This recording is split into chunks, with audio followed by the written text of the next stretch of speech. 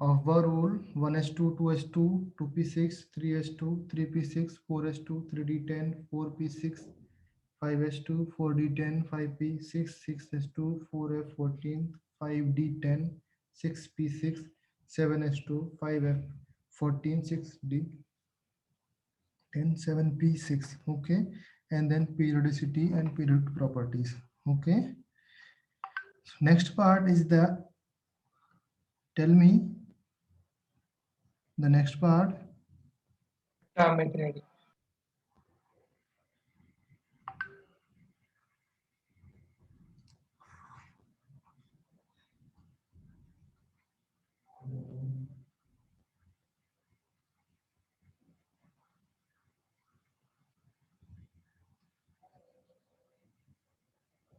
Atomic radius. Anybody tell me what is the atomic radius? The distance between the nucleus and the valence shell is called atom. Okay, very good. Now, अगर मैं बात करूं for that, the in atoms, atoms में क्या होता है? Atoms अगर मैं atomic radius की बात करूं, in atoms the electron clouds, जो electron clouds होता है, the electron clouds around the nucleus, जो न्यूक्लियस सपोज आपका ये न्यूक्लियस है, ओके, एंड दैट इस न्यूक्लियस के अराउंड आपका इलेक्ट्रॉन क्लाउड फॉर्म होगा इस, ओके। सो बेसिकली जब इलेक्ट्रॉन्स क्लाउड्स आपका फॉर्म होने वाला, वहां तक फ्रॉम द न्यूक्लियस से वहां तक की जो रेडियस होगी, that is called atomic radius, okay. Generally हम लोग क्या बोल देते हैं, जो बैलेंस इलेक्ट्रॉन से वहां तक की डिस्टेंस को हम न्यूक्लियस रेडियस बोलते हैं, ओके। Yes. सो इसमें डेफिनेशन लिखो, the electron clouds around the nucleus, और इस तरीके से आप लिखो, the distance between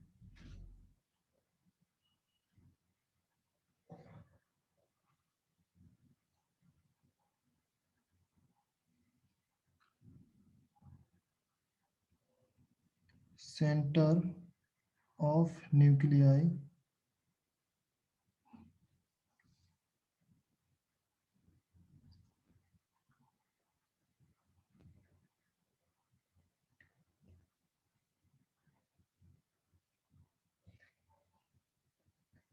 and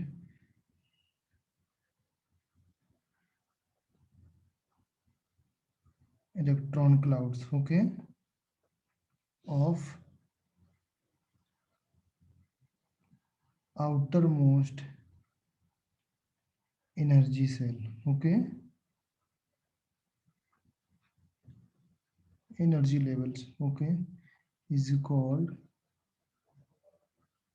atomic radius.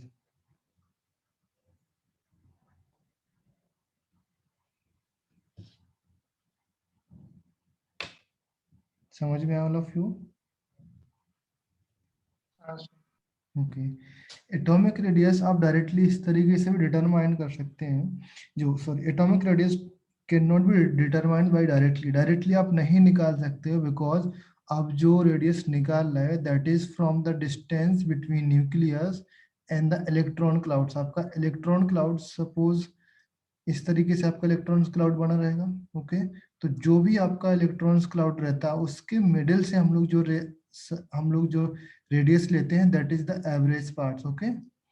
तो डायरेक्टली हम लोग बोल देते हैं the radius from the nucleus and the outer most electrons,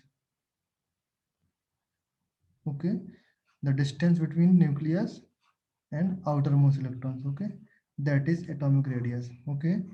now अभी इसमें ट्रेंड से देखना है कि डाउन द ग्रुप जाने पर रेडियस बढ़ता है या घटता है, इंक्रीज होता है या डिक्रीज होता है। और सपोज ये आपका ग्रुप 1 है, ग्रुप 1 में डाउन द ग्रुप जाने पर रेडियस इंक्रीज होगा और डिक्रीज होगा, और आपका पीरियड्स में लेफ्ट टू राइट जाने पर रेडियस इंक्रीज होगा कि डिक्रीज होगा, ये आपको फाइंड करना है। क्या होना चाहिए आप लोग बताओ? Sir, down the group increase होना चाहिए.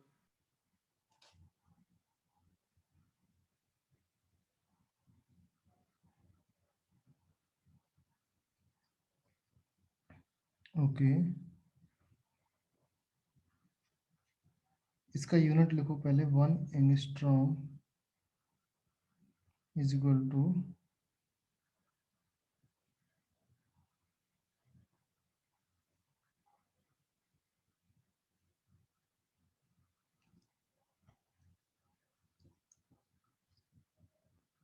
और 1 angstrom is equal to 10⁻², picometres.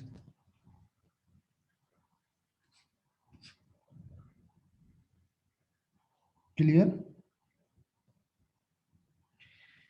Now Yes. First of all आप देखो कि कौन कौन से फैक्टर्स होते हैं that affect the atomic radius, then you can realise कि डाउन द ग्रुप जाने पर क्या चेंज होता है एंड लेफ्ट टू राइट जाने पर क्या चेंज होता है। ओके, तो फर्स्ट मैं आपको फैक्टर्स बताता हूँ, factors that affecting nuclear atomic radius, जो एटॉमिक रेडियस को कौन से फैक्टर्स अफेक्ट करते हैं, देन वी विल डिस्कस कि इसमें चेंज क्या होने वाला डाउन द ग्रुप जाने पर and left to right in the periods.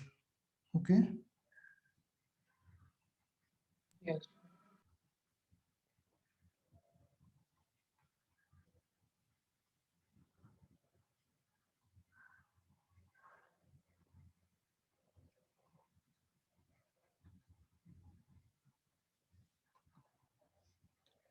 जो बेसिकली फैक्टर्स होते हैं that is effective nuclear charge होता है, the one factors and the number of orbits, आपके कितने नंबर ऑफ ऑर्बिट्स हो रहे हैं, सपोज कितने नंबर ऑफ सेल हो रहे हैं आपके इलेक्ट्रॉन्स में किसी भी एटम्स में। सपोज सोडियम ले लिया मैंने, यहाँ पर सोडियम का इलेक्ट्रॉनिक कन्फिग्रेशन कैसे बनेगा, 1.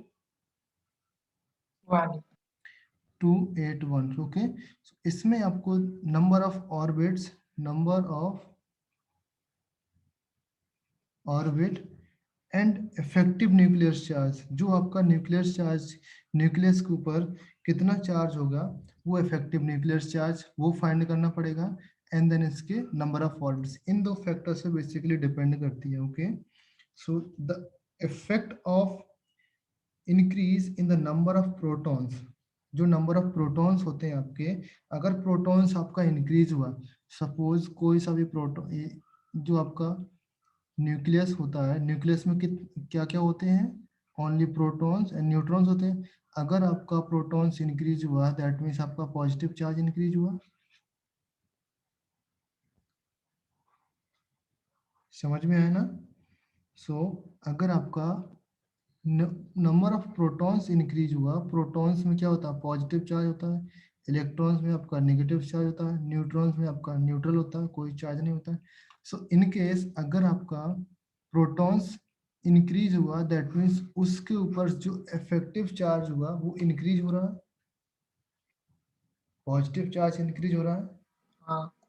Okay, and the effect of the increase in number of protons increase the effective nuclear charge, जो अगर number of protons increase हो रहा है that means उसका nuclear charge बढ़ रहा है। समझ में आया? नंबर ऑफ न्यूट्रॉन्स इंक्रीज होने से कुछ फर्क नहीं पड़ने वाला, बिकॉज न्यूक्लियस में कोई चार्ज नहीं होता है। Okay, so in effective nuclear charge,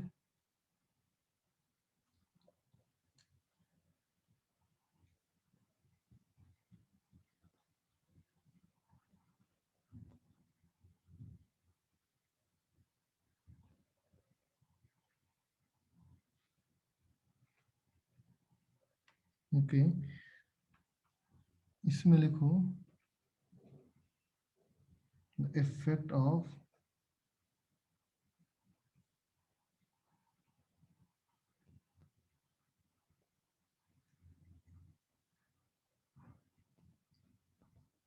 increase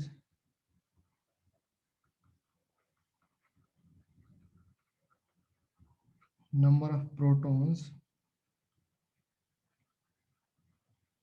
increase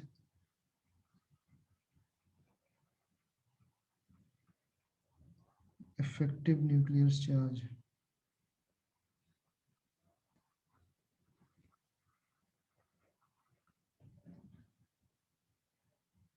okay,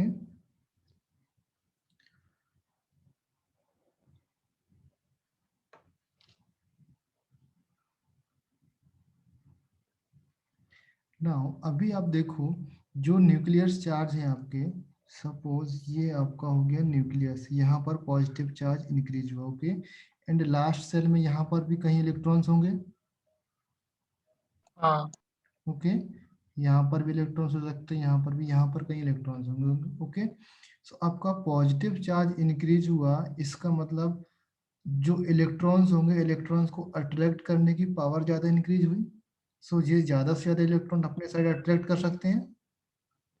suppose this is the distance between nucleus and the electrons, okay, इसको मैं R1 बोलता हूँ, ओके।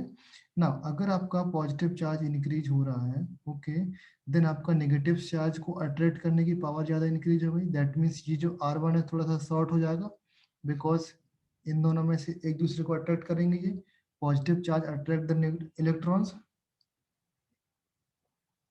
Yes okay. सो जो रेडियस है आपका यहाँ पर दैट डिक्रीज हो जाएगा, okay.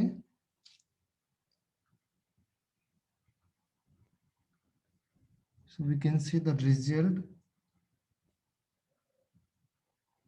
in decrease in the value of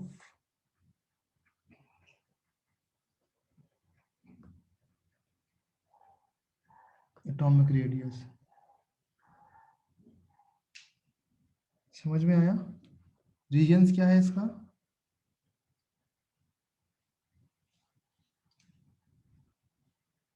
attraction of electron by the Okay, positive. because proton attract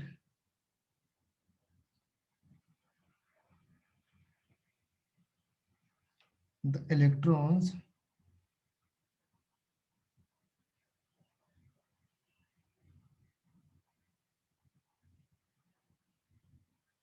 okay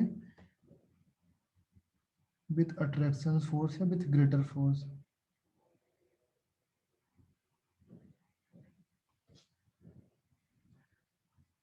Clear all of you? Yes sir. Okay, now that is the second part is that the number of orbits, okay।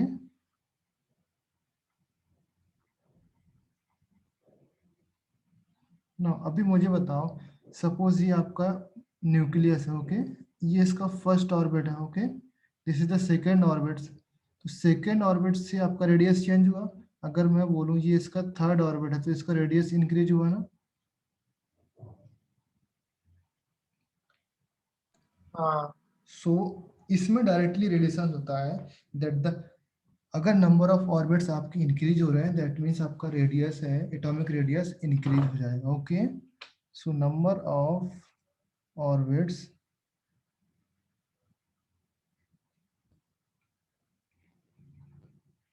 increase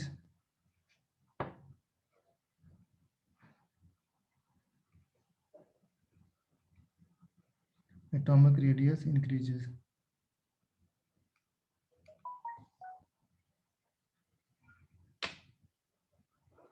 समझ में all of you? yes sir. Now अभी आप मुझे बताना कि group और periods में क्या क्या वेरिएशन होते हैं, ओके। तो इसके लिए मैं हेडिंग लिखता हूँ variation of radius, atomic radius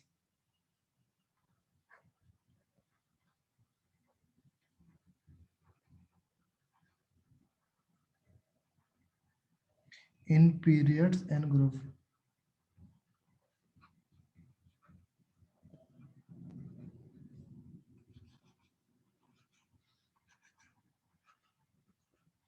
now अभी आपको थोड़ा सा ध्यान से देखना है, अगर मैं पीरियड्स की बात करूं,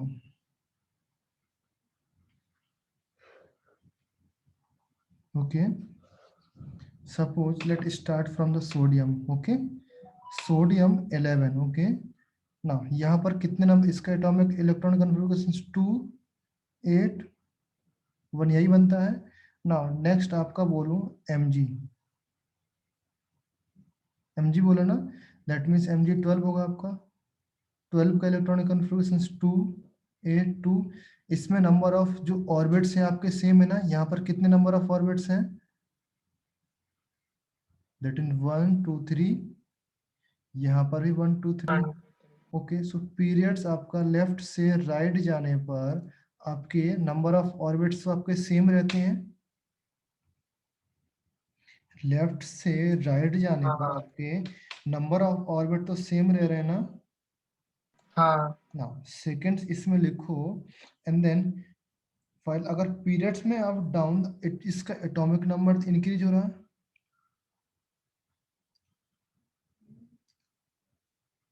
हाँ हाँ देखो यहाँ पर 11 एटॉमिक नंबर था, यहाँ पर 12 एटॉमिक नंबर है, यहाँ पर 13 एटॉमिक नंबर है, बट इसका जो ऑर्बिट्स हैं, ऑर्बिट सेम, एंड जेड आपका इंक्रीज हो रहा है। ओके, जेड इंक्रीज हो रहा है, दैट मीन्स आपका नंबर ऑफ जो प्रोटॉन्स हैं वो भी इंक्रीज हो रहे हैं, इंक्रीज हो रहे हैं ना। एंड अगर प्रोटॉन्स इंक्रीज हो रहे हैं तो आपकी रेडियस क्या हो जाएगी? डिक्रीज हो रहा डिक्रीज हो जाएगी, बिकॉज यहाँ पर फोर्स लगेगा ना, फोर्स ऑफ अट्रैक्शन लगेगा। ऑर्बिट सेम है तो ऑर्बिट से कुछ फर्क नहीं पड़ने वाला ना, बिकॉज यहाँ पर अगर ऑर्बिट इंक्रीज होते हैं तो रेडियस इंक्रीज होती है, अगर ऑर्बिट डिक्रीज होंगे तो रेडियस डिक्रीज होगी। है। हाँ सर। ओके, तो इसमें डेफिनेशंस लिखो इसका, in periods the number of orbits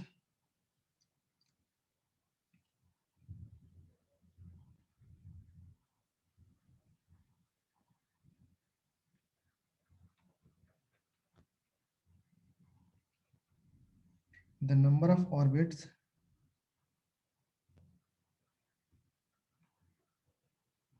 remains same ongoing from left to right. Okay, any problems अभी तक, कोई डाउट है क्या? नहीं sir. Okay, in periods the number of orbits remain same ongoing from left to right, left to right जाने पर number of orbits आपके same है। Okay, while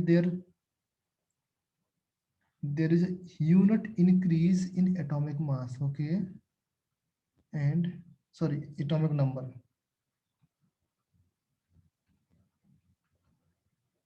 and atomic number increases। ये समझ में आ रहा? हाँ sir. So we can say that आपका नंबर ऑफ प्रोटॉन्स बढ़ रहे हैं, thus हाँ we can say that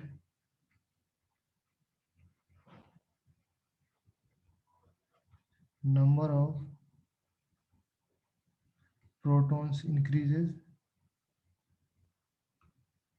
okay, yes. and number of protons increase हुए, so force of attractions increase. decrease, force of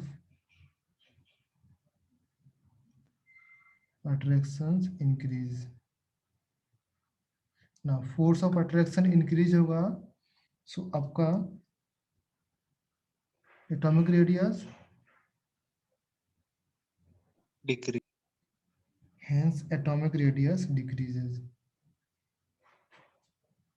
समझ में आया all of you? Yes sir.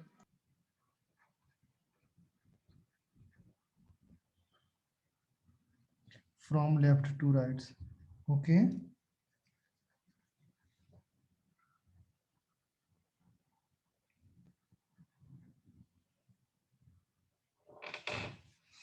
Okay, सुना, अगर हम बात करें अभी ग्रुप की, okay, so in group, group कहाँ से कहाँ तक स्टार्ट होते हैं? From top to bottoms. हाँ in group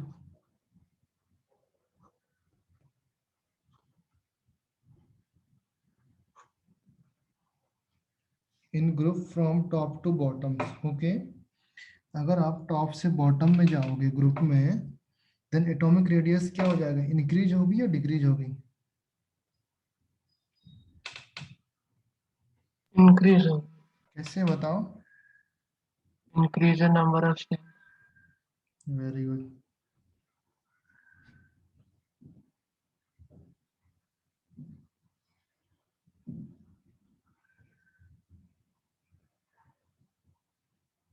Atomic radius increases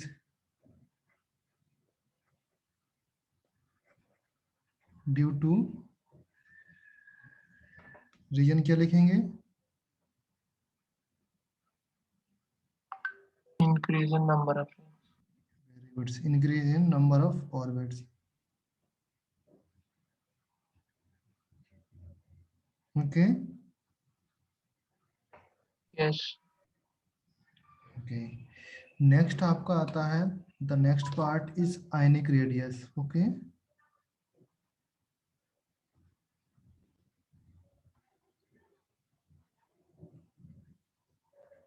almost similar to atomic radius. Atomic radius के सिमिलर रहता है. ओके. बट इसमें आपका आयंस आ जाएगा बिकॉज न्यूट्रल एलिमेंट्स नहीं रहने वाला. फॉर एग्जाम्पल अभी हम बात कर रहे थे सोडियम्स की, बट अभी हम बात करेंगे यहाँ पर सोडियम आयन की. ओके. अभी हमने इसकी बात खत्म की एंड अभी will start that Na positives. Okay. Yes. Okay. So जो आयनिक रेडियस होता है इसमें आपका न्यूट्रल एलिमेंट्स नहीं होगा. यहाँ पर कोई ना कोई आयंस होगा जो आपका मेटल्स और नॉन मेटल्स कुछ भी हो सकता है, डिपेंडिंग ऑन कि वो इलेक्ट्रॉन लॉस कर रहा है या गेन कर रहा है. Okay. Yes. So when a neutral atoms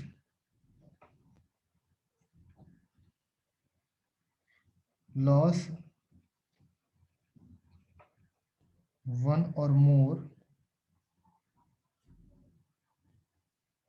electrons,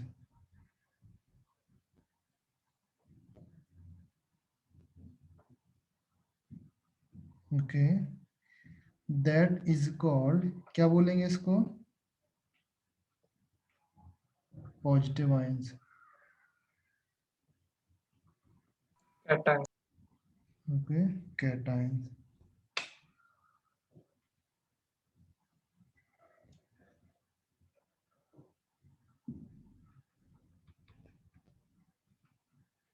okay.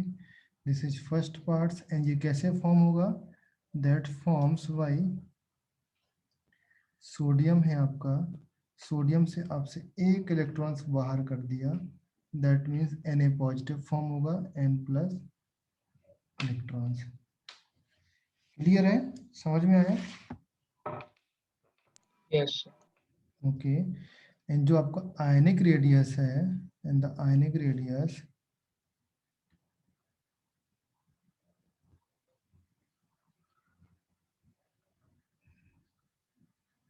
Of cation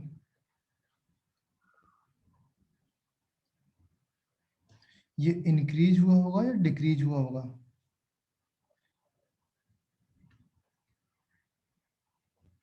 from the neutral atoms. जो आपका न्यूट्रल एटम्स है, मैं अगर इससे कंपेयर करूं न्यूट्रल एटम से, Na और Na पॉजिटिव में कंपेयर कर रहा हूँ, सो किसकी आयनिक रेडियस कम होगी और किसकी ज्यादा होगी? Na positive की कम. Na पॉजिटिव की कम होगी. Why? Effective nuclear charge will increase. Very good. Okay. So the ionic radius of cation is less than their neutral atoms.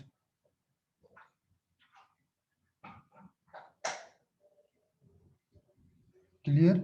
जो the ionic radius of cation is less than their neutral atoms. जो उसका neutral atoms है उससे उसकी ionic radius less होती है, ये कम होती है. क्यों होती है? Because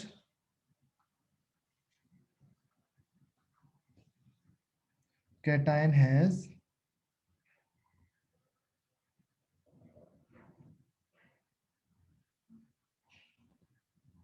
higher effective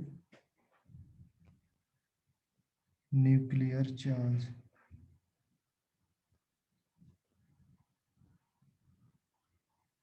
okay. आप ऐसे समझो, फॉर एग्जाम्पल आपके पास एक एटम्स है. ओके. यहाँ पर उसके पास 11 नंबर ऑफ इलेक्ट्रॉन्स थे एंड 11 नंबर ऑफ प्रोटॉन्स थे। ओके, सो 1 प्रोटॉन्स के लिए आपका 1 न्यूट्रॉन्स था न्यूट्रलाइज करने के लिए ना। आपका एक इलेक्ट्रॉन्स आपका बाहर निकल गया, दैट मीन्स आपके यहाँ पर 10 इलेक्ट्रॉन्स बचे एंड 11 प्रोटॉन्स बचे। तो ये 11 प्रोटॉन्स इस 10 इलेक्ट्रॉन्स को अपने तरफ खींचेंगे, बिकॉज ये प्रोटॉन्स का फोर्स ज़्यादा हो जाएगा in compare to hydrogen electrons. हाँ, ओके, सो इलेक्ट्रॉन का फोर्स कम होगा and force of attraction of protons ये अपने तरफ अट्रैक्ट करेंगे। ओके, सो आपका जो न्यूक्लियर चार्ज है, दैट मीन्स न्यूक्लियस पर जो चार्ज होगा वो बढ़ जाएगा। Okay, so effective nuclear charge increase हो जाएगा, तो उसकी रेडियस आपको डिक्रीज हो जाएगी। समझ में आया? लास्ट वाले सेल को अपने तरफ खींच लेगा, देन उसकी रेडियस डिक्रीज हो जाएगी। समझ में आया ऑल ऑफ यू? ना अगर हम बात करें for example let's say negative ions की। Okay, so when a neutral atoms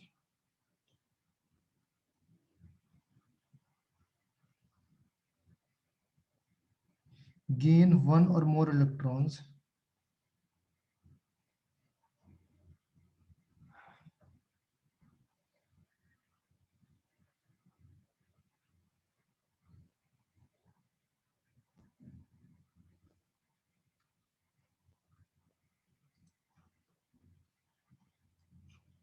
negative ions बोलेंगे इसको, negative ions that calls anions.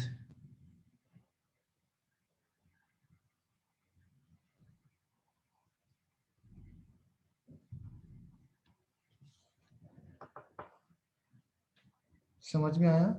Anions form होगा यहाँ पर। ओके, सेम कंडीशंस आपका यहाँ पर अप्लाई होगा, दैट इज आपका सपोज Cl है।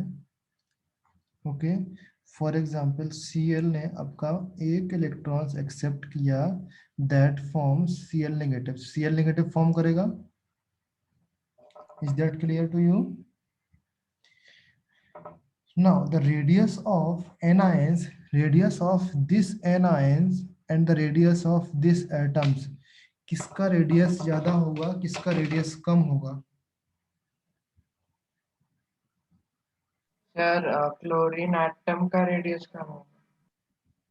क्लोरीन एटम्स का। व्हाई? सर क्योंकि क्लोरीन आनायन का इफेक्टिव न्यूक्लियर चार्ज कम हो जाएगा, वेरी गुड। इसलिए रेडियस बढ़ेगा।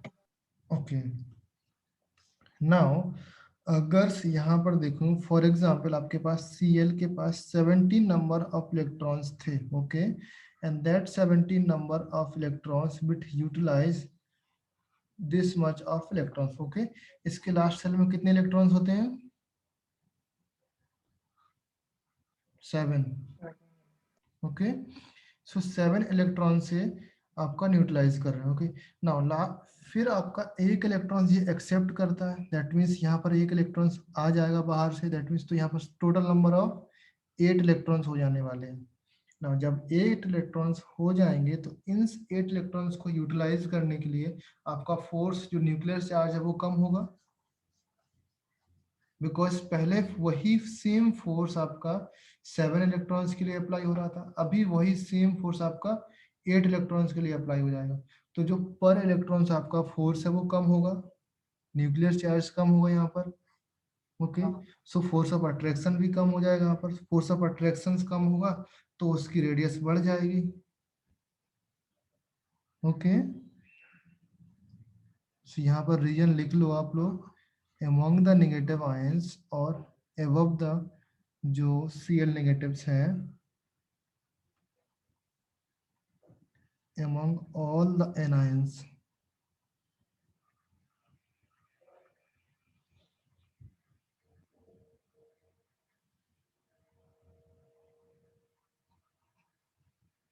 as negatives charge increase,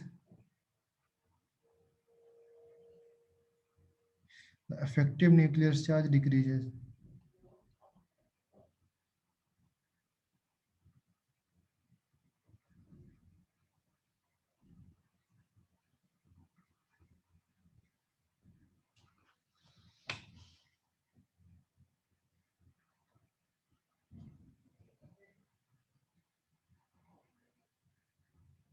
okay ना, इफेक्टिव न्यूक्लियर चार्ज डिक्रीज होगा तो आपका रेडियस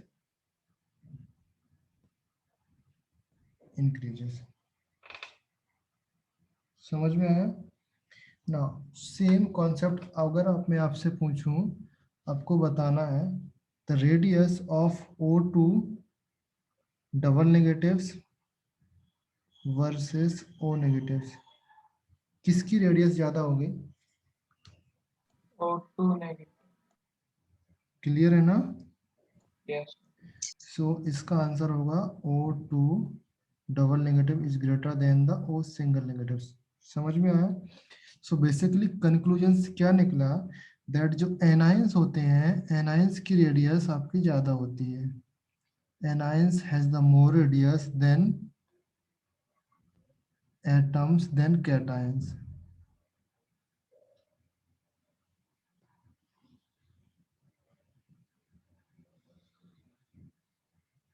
यही समझ में आया आपको?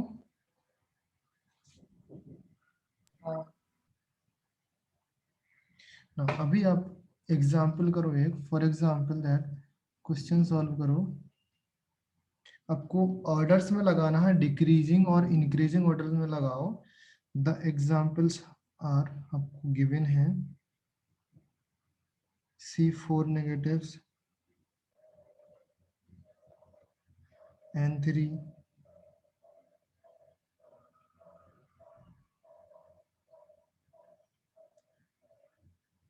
Fe negatives, Ne, sodium positive,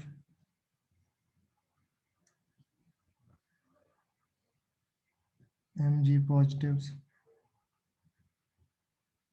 AlM, Al plus 3, Mg plus 2 and Si plus 4।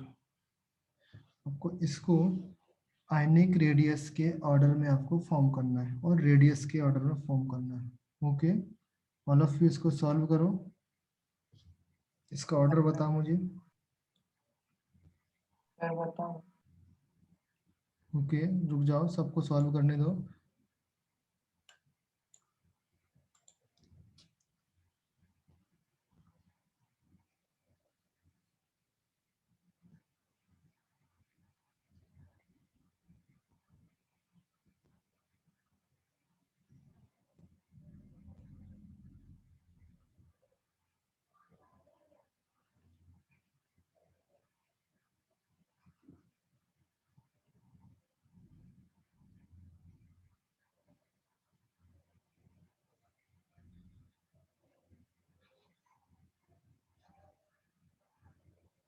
Okay, now tell मी क्या होगा इसका ऑर्डर?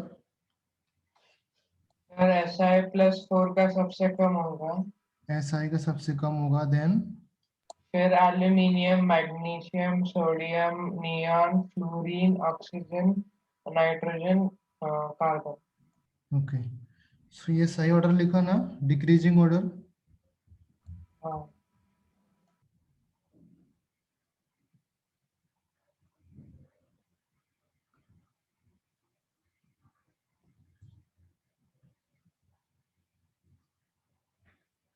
इस तरीके से आपका एग्जाम में क्वेश्चन आएगा। आयंस भी होगा, एटम्स भी होगा एंड एनायंस भी होगा, कैटायंस दोनों हो सकते हैं। उसका आपको डिक्रीजिंग ऑर्डर या इंक्रीजिंग ऑर्डर आपको फाइंड करना होगा। क्लियर है? नाउ नेक्स्ट है metallic characters and non metallic characters. Okay, जो भी एटम्स होते हैं उनका मेटेलिक और नॉन मेटेलिक कैरेक्टर्स क्या होने वाला है। Okay, so let start from the metallic characters. Okay,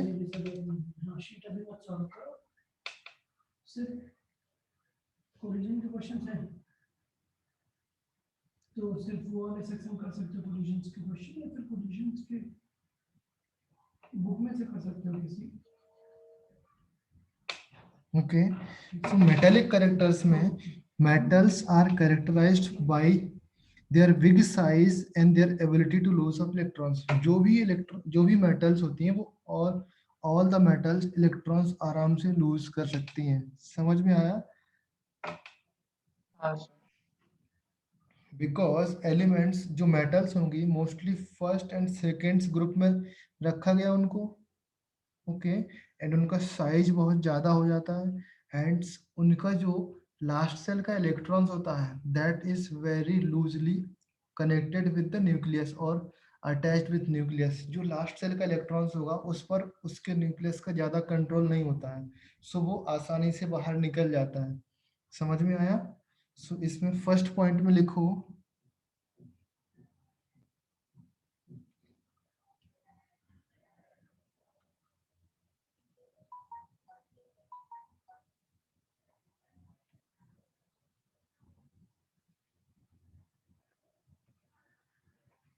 characterized by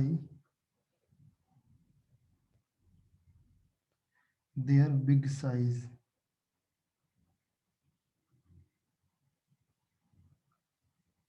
Okay,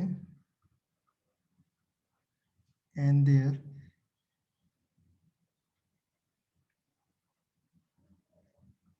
ability to lose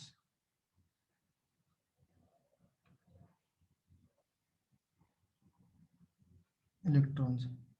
all of you clear? Point सबको समझ में आया? सेकेंड पॉइंट से मेटल्स को कहाँ पर प्लेस किया गया? कौन सा ग्रुप में प्लेस किया गया? 182.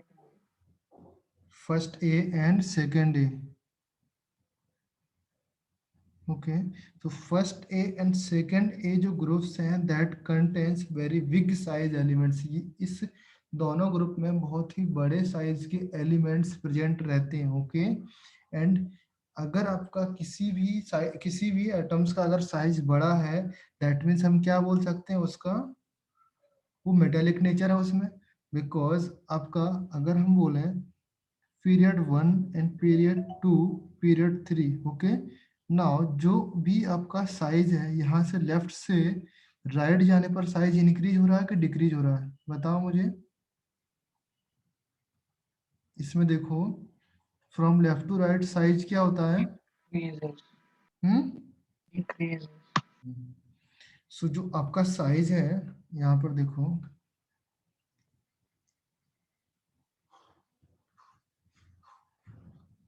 इन group that group contains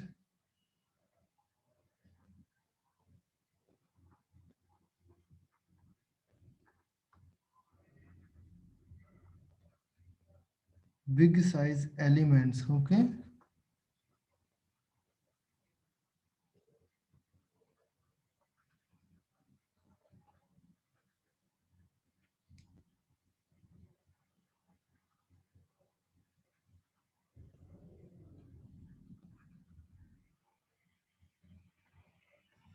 okay, and point number C, first A and second A groups का नेम क्या है?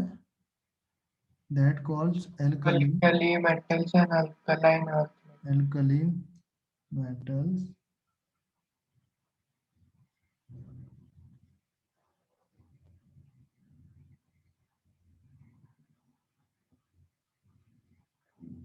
ओके। Yes. नाउ अगर मैं पूछूं variation of metallic characters in periodic tables, जो मेटेलिक कैरेक्टर्स है कैसे वेरी करता है इन द पीरियोडिक टेबल्स, तो आप क्या बताओगे? किस तरीके से वेरी करता है मेटेलिक कैरेक्टर्स?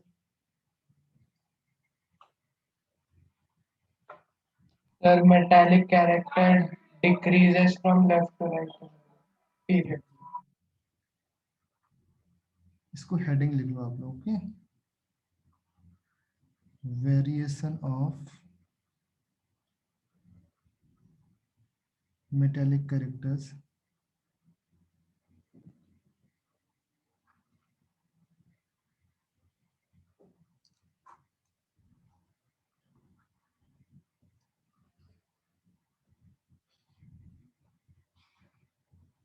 ओके। सो अगर हम डाउन द ग्रुप जाएं, किसी भी एच बी डाउन द ग्रुप्स, किसी भी ग्रुप में अगर हम डाउन द ग्रुप जाएं, ओके, एटॉमिक साइज एंड जो इलेक्ट्रॉन्स लॉस करने की प्रॉपर्टीज होती है वो इंक्रीज होती है।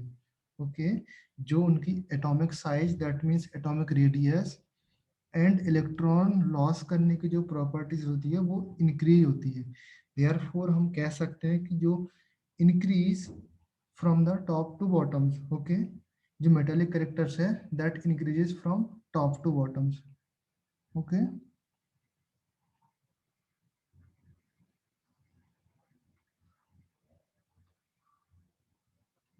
Down the groups,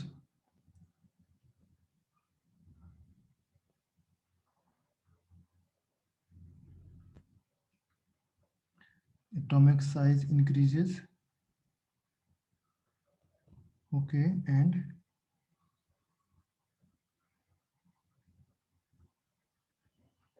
ability to lose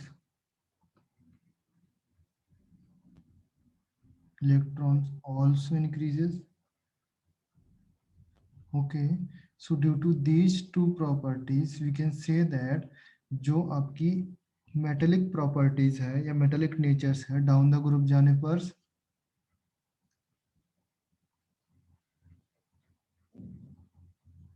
hence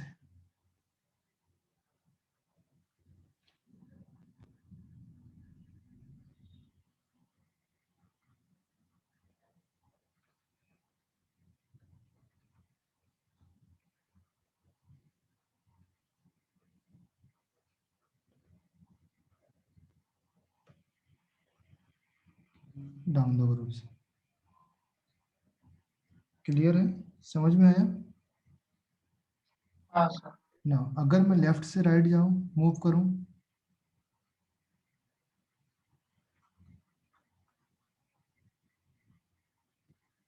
anybody tell me from left to right. अच्छा एटलीस्ट मेटालिक कैरेक्टर डिक्रीज। ये बता, एटॉमिक साइज डिक्रीज होगी या इंक्रीज होगी? डिक्रीज होगी। एटॉमिक साइज डिक्रीजेस, हाँ। ओके, एंड इलेक्ट्रॉन्स लॉस करने की प्रॉपर्टीज, डिक्रीज होगी। Very good,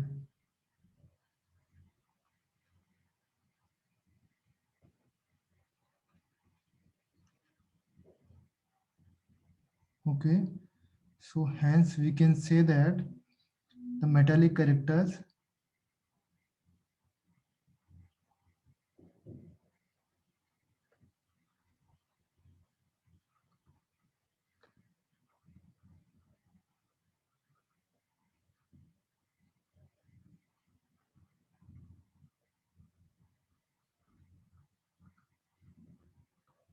left to right. समझ में आया all of you? Now yes. Same case for the non metallic characters, same case हमको लिखना है फॉर द नॉन मेटल्स।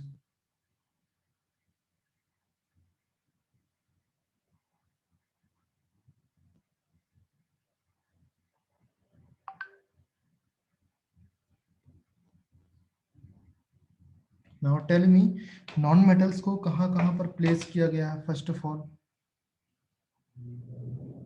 उसका प्लेस बताओ नॉन मेटल्स को, और कैसे कैरेक्टराइज करते हैं? सर 7A 6A और 5A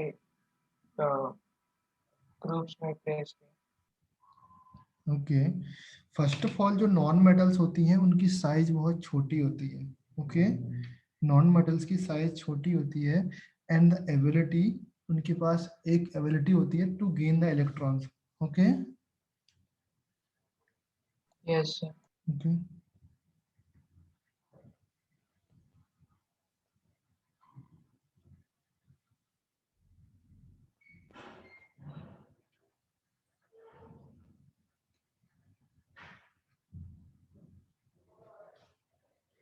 बी पार्ट्स इसको 6th A and 7th A में प्लेस किया गया है, okay. Clear all of you? Yes sir. Okay, and the third parts जो नॉन मेटल्स हैं, basically non metals halogens and chalcogens. Chalcogens जानते हो? Carbon family. नहीं। 6th ए ग्रुप में कौन कौन आते हैं?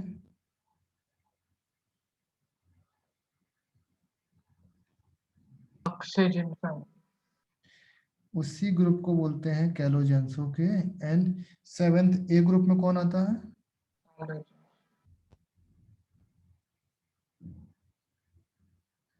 7th ए ग्रुप को बोलते हैं हेलोजन ग्रुप या halogen family. Okay. And 6th A group को बोलते हैं कैलोजेंस फैमिली और कैलोजन ग्रुप। समझ में ऑल ऑफ यू? सर वो कैल्कोजेन फैमिली। कैलोजेंस है, कैल्कोजेंस नहीं है। सॉरी, हाँ कैल्कोजेंस है ये। इधर पे कैल्कोजेंस, CHALCO, कैल्कोजेंस। ओके। CO है यहाँ पर, O नहीं है। हाँ सर। ओके। नेक्स्ट है आपका, आपको लिखना है variations. Same type of variations, इसमें वेरिएशंस ऑफ मेटालिक कैरेक्टर्स या non metallic characters in the groups and as well as periods.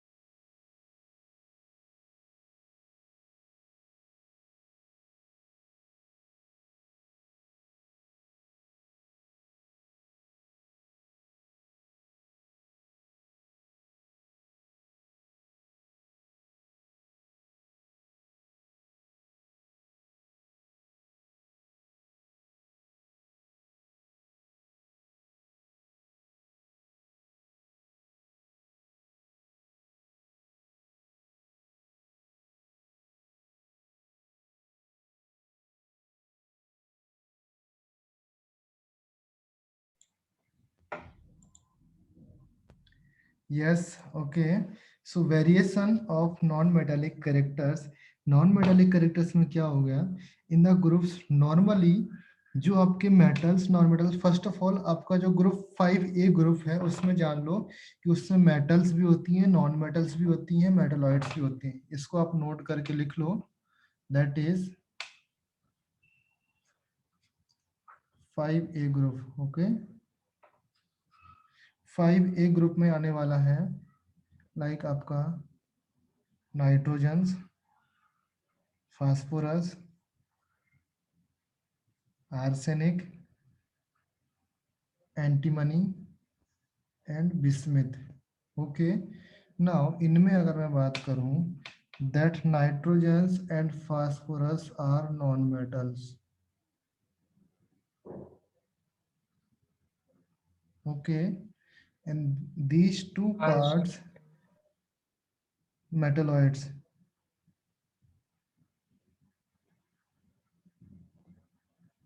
Okay. And these parts,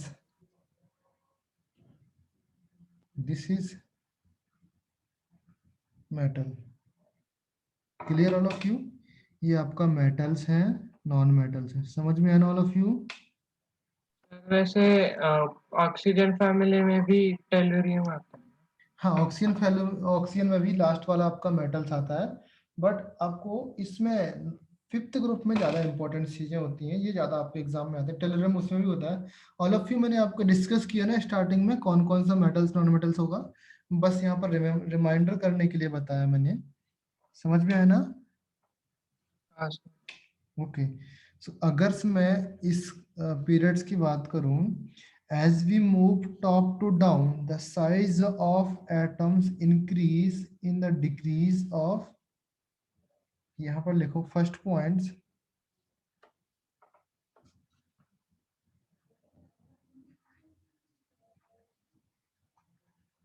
first point for the groups. Okay. यहाँ पर आपको देखना है साइज ऑफ एटम्स भी देखना है, इलेक्ट्रोपॉजिटिव कैरेक्टर्स भी देखना है एंड मेटालिक कैरेक्टर्स भी देखना है। Okay, so down the group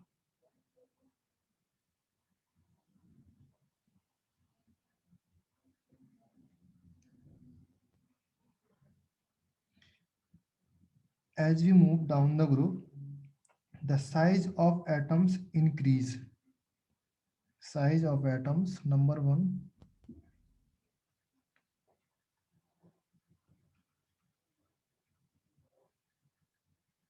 size of atoms increases. Okay, and ये एटम्स इंक्रीज होती है, इसका मतलब है रिजल्टिंग दैट कि आपका ionisation energy decrease,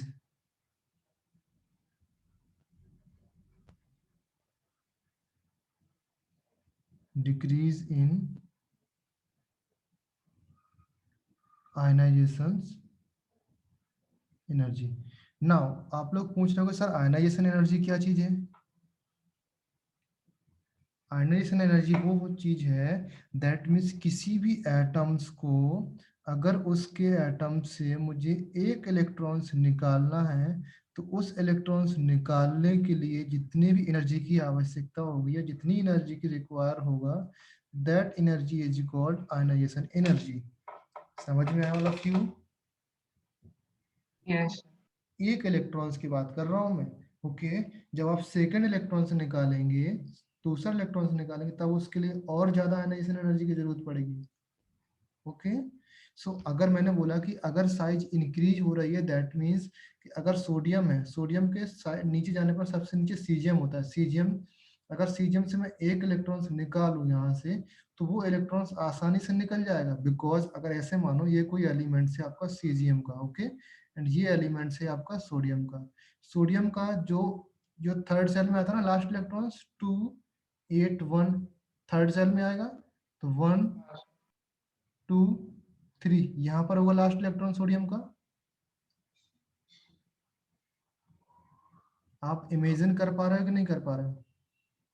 sir. Okay, जो लास्ट इलेक्ट्रॉन्स यहाँ पर है दैट मीन्स इसको बाहर निकालना है, तो यहाँ से यहाँ तक आपको एनर्जी कम लगेगी ना। सीजियम आता है सेवेंथ पर, बिकॉज लास्ट सेवेंथ ग्रुप में होता है ना सीजियम, तो सिक्स 6, हाँ 6th पे होता है। दैट मीन्स 1 1 2 3 4 5 6, तो लास्ट इलेक्ट्रॉन्स आपका यहाँ रहने वाला है। तो आप ये बताओ कि यहाँ से यहाँ तक के बीच में अट्रैक्शन फोर्स अच्छा होगा या यहाँ से यहाँ तक के बीच में अट्रैक्शन फोर्स अच्छा होगा? सर सोडियम वाले। सोडियम में ज्यादा अट्रैक्शन फोर्स अच्छा होगा। सो इसका इलेक्ट्रॉन्स बहुत ही लूजली अटैच्ड होगा, ये इलेक्ट्रॉन्स आसानी से निकल जाएगा। इसका मतलब डाउन द ग्रुप जाने पर अगर साइज इंक्रीज होती, इसकी साइज बड़ी है ना, हाँ साइज बड़ी होने से उसका आयनाइजेशन एनर्जी डिक्रीज होती है। समझ गए बेटा all of you? Yes okay, now next है इसमें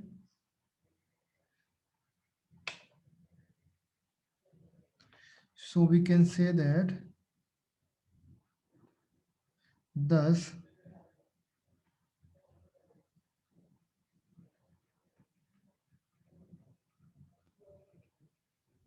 non-metallic characters increases,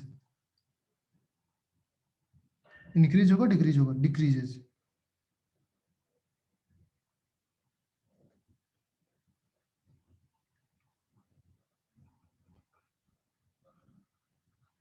अरे भाई, जो भी मेटल्स आपका इलेक्ट्रॉन्स आसानी से निकाल दे रहे हैं इसका मतलब वो अच्छी मेटल्स है ना।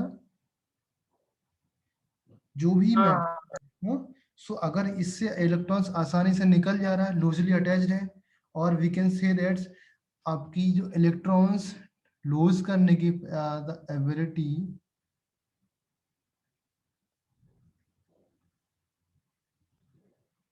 Loss electrons is increase,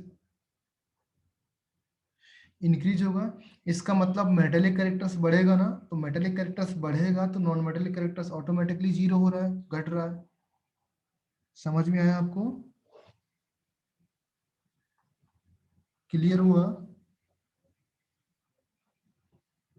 okay, next आपका डाउन द ग्रुप चलने पर, लेफ्ट टू राइट चलने पर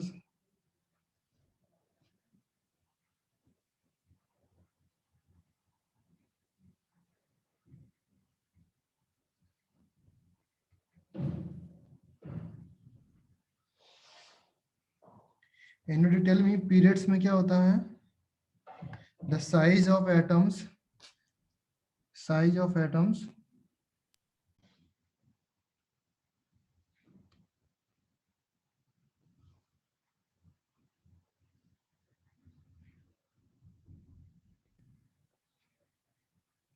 साइज ऑफ एटम्स क्या हो रहा है? इंक्रीज हो रहा है, डिक्रीज हो रहा है?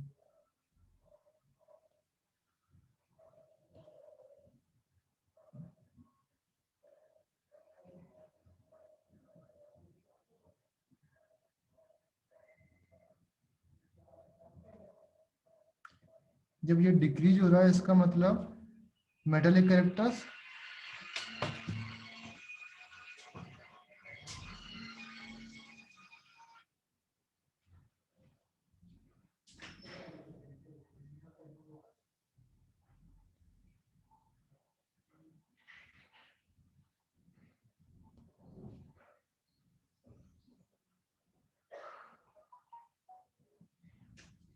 तो टेल मी, सो मेटालिक कैरेक्टर्स इंक्रीज होगा या डिक्रीज होगा? मैं मेटालिक की बात कर रहा हूँ।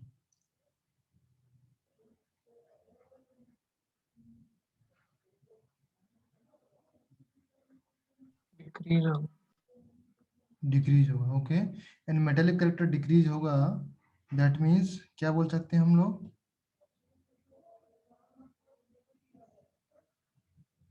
Non metallic characters increase. समझ में आया?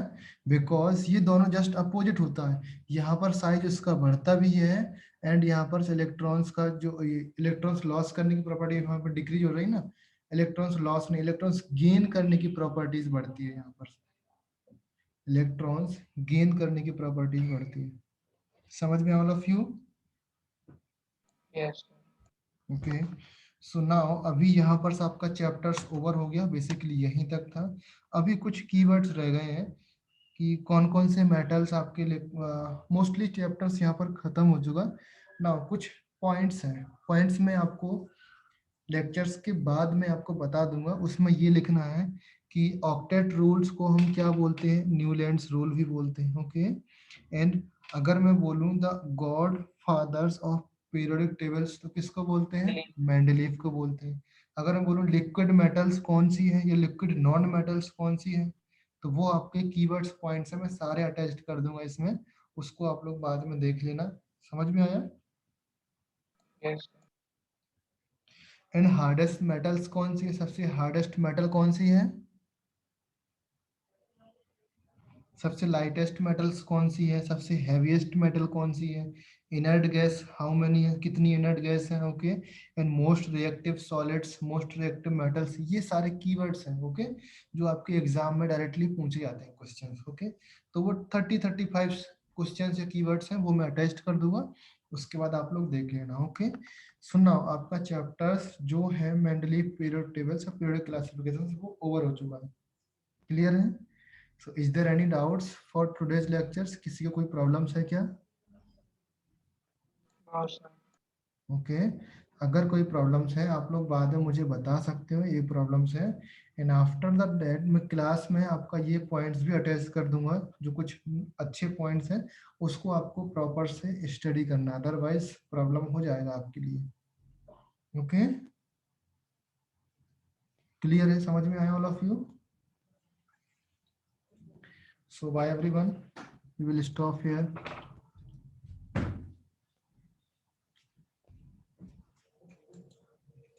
Harshvardhan, any problems? प्रसन्न?